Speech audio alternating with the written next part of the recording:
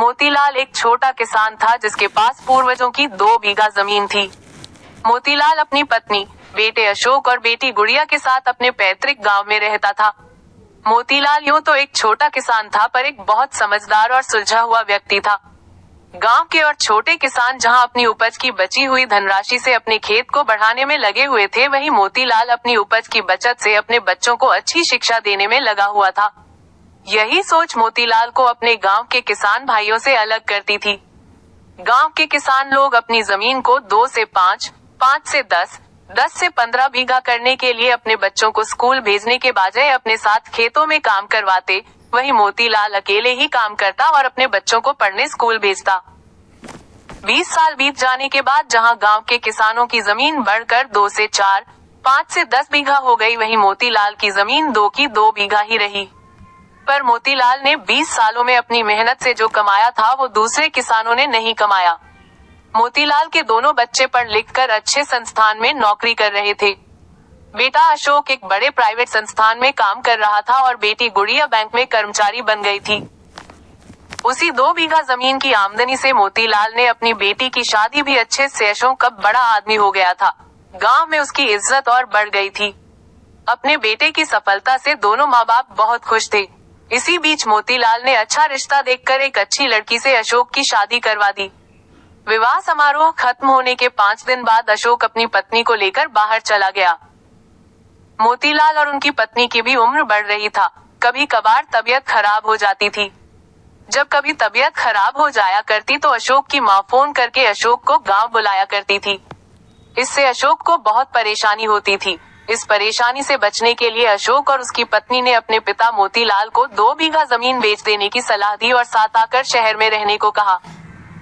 मोतीलाल ने जमीन बेचने की बात सुनते ही फोन काट दिया और गुस्से में अपनी पत्नी को कहा कि अगर मैं मर भी जाऊं तो तुम अशोक को फोन मत करना, मुझसे जमीन बेचने को कह रहा है। वो जमीन जिसने हमें जीवन दिया, उसको नौकरी दी, उसी जमीन को बेचने की बात कर रहा है, मूर्ख। अशोक भी इधर गुस्से में अपनी पत्नी से कह रहा था कि पता नहीं पिताजी की 2 बीघा जमीन में कौन सी जान अटकी है कि उसे छोड़ना नहीं चाहते हैं। अब मुझे उनसे बात ही नहीं करनी है। बीमारी की वजह से अशोक के माता पिता की मृत्यु हो गई। अशोक को बहुत दुख पहुंचा था अपने माता पिता के मृत्यु से।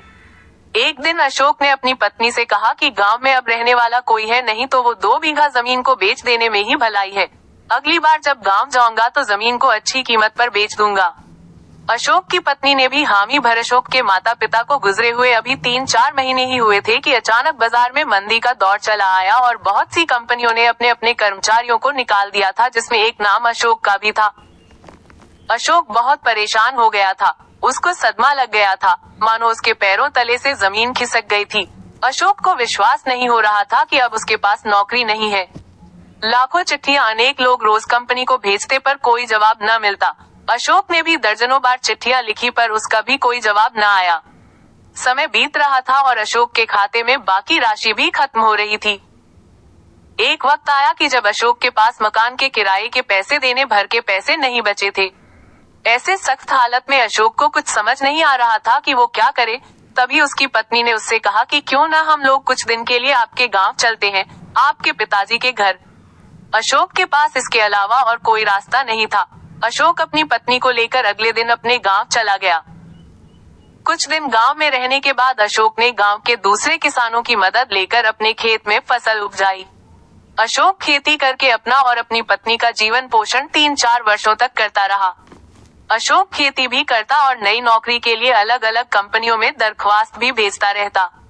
इस दुख के क्षण में अशोक अपने पिता मोतीलाल और अपनी माँ को बहुत याद करता। अशोक की पत्नी भी अपने सास ससुर को ढेरों दुआएं दिया करती और बोलती अशोक से कि अगर आज आपके पिताजी की 2 बीघा जमीन न होती तो हम लोग कहीं के न रहते, सड़क पर आ गए होते, दर दर भटकने को मजबूर हो गए होते। जिस जमीन को हम लोग बेचने की बात करते थे, आज वही जमीन हमें नया जीवन दे गई। इसी दौरान अशोक जिस कंपनी में काम करता था, उस कंपनी से अशोक को नौकरी के लिए चिट्ठी आई। अशोक और उसकी पत्नी चिट्ठी देखकर बहुत खुश हुए। दोनों लोग फिर से शहर को चले गए और हंसी खुशी से अपना जीवन व्यतीत करने लगे। अब अशोक 2 बीघा जमीन को बेचने की कभी बात न करता अपनी पत्नी से।